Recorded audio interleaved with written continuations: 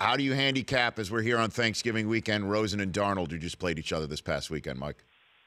That was a fun TV watch. I'm looking forward to getting the tape in. I would tell you this. Rosen, from a pure thrower perspective, is as gifted as anybody as I've seen in several years. I mean, he just can wake up at 4 a.m. and rip it. And there's no doubt about that. I think people want to dig on the kid more. What kind of kid really is he really?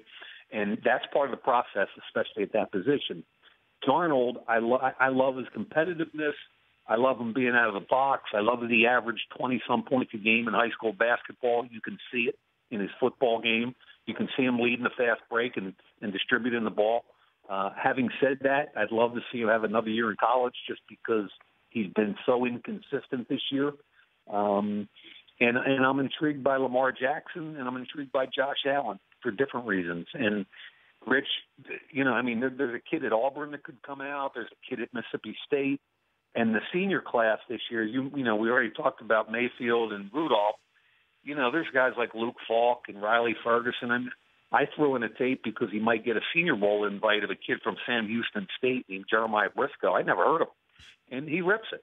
Big arm. So it's early in my process, but I'm kind of leaning towards being really excited about this group of quarterbacks, depending on who actually declares with the underclassmen. The Rich Eisen Show, weekdays at noon Eastern on Audience.